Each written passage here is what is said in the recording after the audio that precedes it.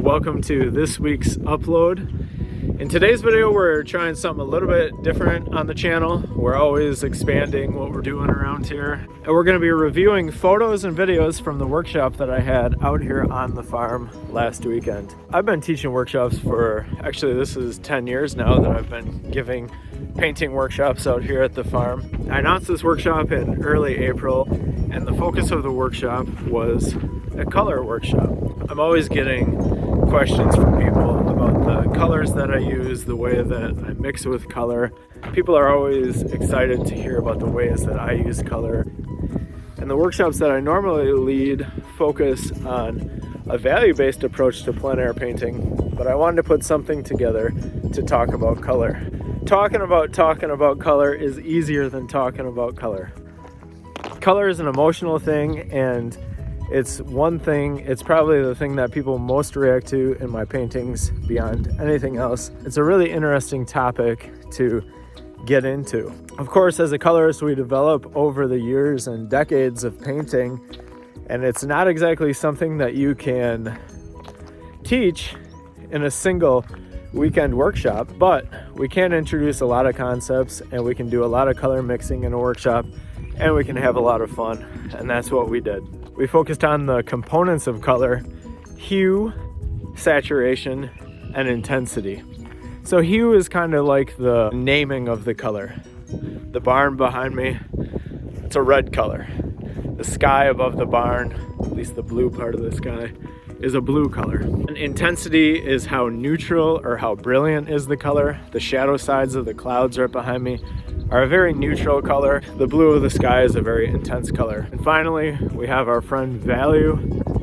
If you want to be able to paint sunlit scenes, you really want to have a good understanding of value. You want to have a good understanding of value and its relation to color. So those are the three things that we tackled in the workshop. I am teaching a couple more workshops this year. I've already taught one workshop at the Peninsula School of Art. That was back in March. And I have another workshop coming up in a couple of weeks at the Peninsula School of Art in Door County. I think that workshop, as far as I know, is sold out. But you can contact them, and maybe there's a waiting list if you are interested. I'm thinking about giving another workshop out here at the farm. If you're interested in that, maybe let me know. It would be a plein air painting workshop, and it would be just kind of going out and painting around the farm. So I have two more workshops happening at the Peninsula School of Art in September. However, I'm teaching for a week straight out there. It's two different workshops over 1 week. I've been with the Peninsula School of Art for 10 years now, teaching up there in Door County. I think that up at the Peninsula School of Art, there's not really anywhere that does it as well as they do. They've treated me well through the years. I love it up there. I'm just at the planning stages of a workshop in November for the Cedarburg Cultural Center. If you're interested in taking a plein air painting workshop in Cedarburg, you can check with the Cultural Center. We're just starting to plan that out, so maybe, follow along here and follow along with them as well. The dogs obviously think that's a good idea, the way that they're acting right now. Anyway, let's get right into the video. The workshop was great. It took me a while to plan for the workshop. Before the people even came to the workshop, I had emailed out a hour-long video that was me teaching all the concepts of the pairs still life lesson that you're going to see in this video. So I haven't totally finished that video, but when I do, I'm going to put it on my web store. And I'm going to offer some Zoom classes based on this pair still life painting lesson that you're going to see in this video. Every class period that we teach at the schools, we have to log on virtually and teach virtually and in person at the same time. So I'm familiar with Zoom, Google Meet, all those different technologies that we're using to teach in the year 2021. I'm excited to start offering that. That's going to be a couple more weeks before I have that curriculum put together, but that's going to be coming up soon. And yeah, I'm hoping to do one more plein air workshop out here at the farm. If you're interested, shoot me an email, kylemartinfineart@gmail.com. The workshop was super inspiring. I always say that I get more out of my students than they get out of me, and I really mean that. When you teach something, you have to know it. I'm always rewriting my curriculum for every class that I teach, and by doing that, it just helps me refine the process. You know, I'm going to take this part of it out, but I've also gained a little bit of insight in this other area, and so that's how I plan my classes out. I teach a lot of workshops, but I'm really telling you, this last weekend was one of the best that we've ever had out here at the farm, and I'm excited to get right into it. So let's check out the photos and some videos from this past weekend's workshop out here on the farm. This is photos and short videos of the demonstrations from the workshop. I have over 7 hours of footage from the workshop, and I'll put that together in the future. Here's a color mixing activity that we did. Notice that the colors towards the middle of the circle are very neutral, and the colors on the outer edges are very chromatic. I called this the pizza party demonstration. What we did was we mixed 50% neutral gray just with black and white on our palette, and then we mixed varying grays with that gray that we mixed on our palette with our target colors. Now I moved on and I created a site-size drawing of the pear that we were going to paint on that day. This was the pears demo. The idea with my first demo for the class was to get people up and running with color. So a great way to do this is to paint a still life under 2 different source lights. These were paintings that we completed quite rapidly, and I took a lot of time mixing the colors that I was going to be using on my palette before I got started. And now, after all that mixing, after all that talking, after all those morning activities that we had, it was time to paint the pear. I think people were excited to see that painting the pear really only took it only took 5 minutes to do the whole painting. Of course, we spend so much time mixing the colors, breaking the complex information of the subject matter into its most simplified terms so that we can find the colors that we're going to mix from. But the actual painting of the pear went very rapidly. We were painting with a palette knife during this demo. And everybody had the exact same setup that you're seeing here. I have a source light shining down on the pear. I bought a bunch of these lamps. They're lamps for DJs and nightclubs to have some interesting lights to have on the dance floor, and they can change to be any color that you want. So I painted the pear under that red lamp, and then I changed the color of the lamp to green, and I went ahead and mixed all the colors that I was going to need for painting the same subject matter under a different color of source light.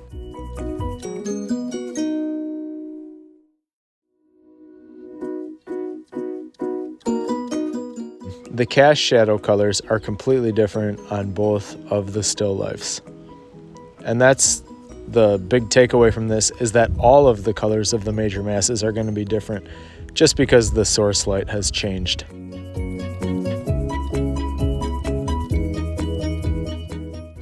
It's a really key concept in landscape painting if you want to be able to create that effective light. And really just using the palette knife, it's just like frosting a cake, smearing paint all over the panel. It's a lot of fun, and the reason that I wanted the students to work with the palette knife or the painting knife on the first day was so that they could loosen up and just focus on those major masses. There's a shot of the finished demo, and here's some of the students' work. It's kind of fun to see all the different painting equipment that people use in a workshop. This woman had a Gorilla Painter cigar box, which I wasn't familiar with. Pretty cool. There's those pears. I set up shelves for everybody, so I just screwed a simple shelf into the wall of everybody's area in the chicken coop. There's a good looking palette. That painter is working with paint, mixing a lot of different colors using the palette knife. The other thing the palette knife does is it gives you really clean color mixtures. These paintings were seriously thick, and they were a lot of fun. I think the demo was a hit. I created a 1-hour long video demonstrating all the concepts that were taught on the first day. I sent that out to the attendants in the workshop, and that's something that I think I'll offer on my online store sometime too. So maybe if you're interested in this, maybe you can try it at home. Then we're off to day 2. My friend Brian Bender was planting the fields. He planted 40 some acres on that first morning, and I started off with a plein air demonstration. You can see I created a marker sketch of the tractor using my grayscale markers. Every color is related to value, and I always do a value sketch before I get started. For those of you who aren't painters, I mean, value can be thought about as, if I was to take a photograph of this scene in black and white, I would still be able to tell that it was a sunny day just by the shapes and the values that I was seeing. Value is the relative lightness and darkness of everything. And you would even be able to tell from a black and white photograph what kind of day it was. Was it a cloudy day? There I finished up my demonstration. All right, we're out here on day 2 of the color class. I did a grayscale painting of this tractor, and then I did the color version of the tractor. This was yesterday's demo. It was so windy outside. Everything is blowing all over the place. The door to the chicken coop is blowing open and closed. Doing my best to stay hydrated. And I'm having an apple for lunch. I'm gonna go around and see how the painters are doing, getting set up. And then on the second day, this is how I got around to check on everybody. Everybody set up their easels after I was done painting, and I hopped on the one wheel, and I just went easel to easel and gave my feedback. If you teach plein air painting workshops, you need to get a one wheel because it's a quick and efficient way to get around to the people, and it's a lot of fun. Everybody is doing a great job. This person started off painting over by the granary. It was very windy on this day. There was gusts 40 and 50 miles an hour on this day. And it was a day that none of us would have been out painting, except that we were at the workshop. This painter was working on a painting of the milk house below the barn. Thought that painting was really nice. The shape making was really good. There was a real impact of color and value. Nice light and shadow on that painting. Here's another painter who was working on 2 paintings at once. I love the enthusiasm. I do that a lot. You put one painting down, you grab another one. You make some works on one painting, then you grab the other one. It keeps it fresh. There's a view of the neighbor's farm. A couple of people tackled that view of the neighbor's farm. Day 2 of the workshop is over. I gave my demo for the first thing this morning. We were painting in plein air today. Brian Bender, the farmer out here, left his tractor parked in the field right behind me. He had planted the field 2 nights ago, so he left the tractor with the corn planter out there, and that's what I painted for my demo. I did a value sketch, the color painting, and then I went back through and I actually did a whoa, she's going fast. I actually did a black and white value painting of the scene as well, all by lunchtime. Everybody was happy to see my process. And then when the people went outside, they were outside and they were making wonderful paintings. Marlis was down below the barn. The wind was insane today. Stuff was blowing all over the place. It was a very windy day. Like, I don't know, 50 mile an hour winds probably, 60 mile an hour winds. And it was also 90 degrees out. So we baked in the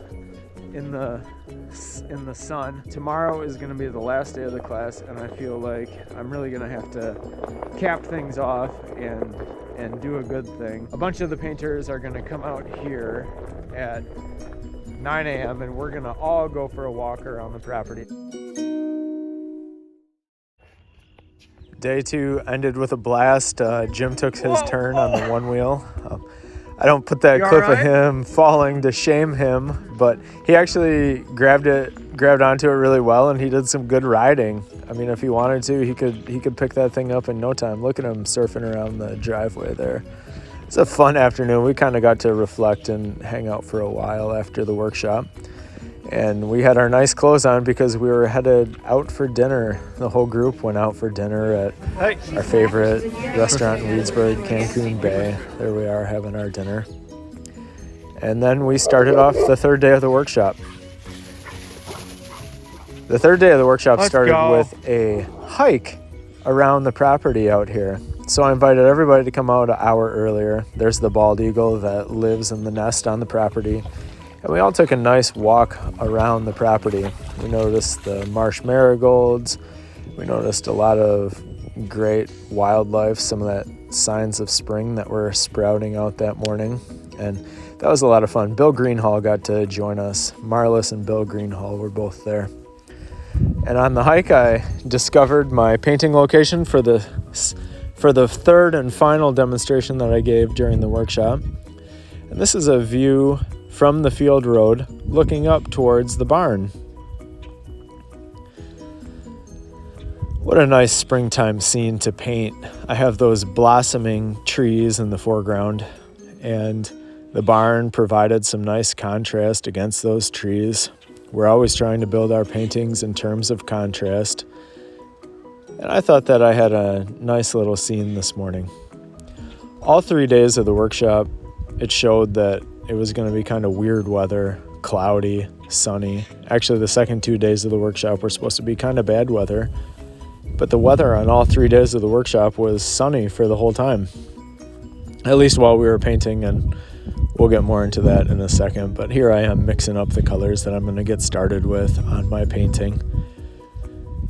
I laid in all the shadow shapes of my painting with that violet tone of thinned oil paint. And after I had all the major shapes, after I had the major shapes placed on the canvas, I kind of looked around at the group and I looked at my painting and I thought to myself, I need to go in and I need to mix up a ton of color and I need to just create a lot of that springtime sparkle, and I just needed to get to work on this thing.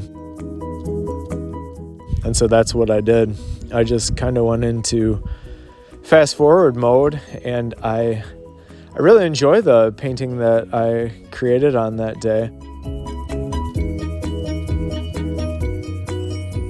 It took a lot of doing and a lot of mixing of colors and a lot of painting in order to do that.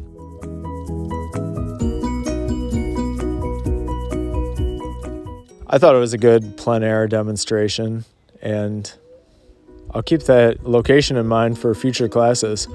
A lot of other people decided to paint out there as well. Here's Marlis's palette. She has a large grayscale palette that she was working on that day. Nice, beautiful value sketch. These are some of one of my friend Kelly's sketches that were in her sketchbook. Marlis had a nice painting on that day. Here's another version of the looking up the path towards the barn. That's a great pop of yellow. There's 3 painters working down on that path. Look at the surface quality. Bill Greenhall was performing some live music towards the end of the third afternoon. And then we took time and we had a critique. I think that these are a lot of the paintings. Check out that painting on the left. It's cool to see all the work that came out of it. We all critiqued our work and we had a good time, and people were passing beers around, and the Chicken Coop studio was alive with the art spirit. And I had a lot of fun in the workshop. It took a lot to plan for.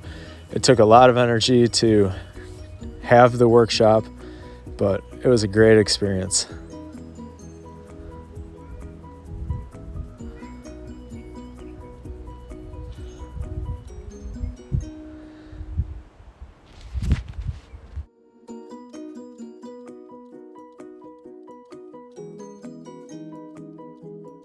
The last day of the workshop, it was sunny all 3 days, and now just as the cars are pulling out, the hail is starting. We're all running. thanks so much for checking out that workshop video. At the end of a workshop weekend, it's time for me to kick my feet up and relax for a while. It's been weeks and weeks of planning, every day doing stuff, going to school during the day, teaching, coming home, writing curriculum, making videos, getting ready for the people, cleaning the chicken coop. There's a lot going on. I value all of you who are sticking with me through these videos. And next week, we'll have another upload.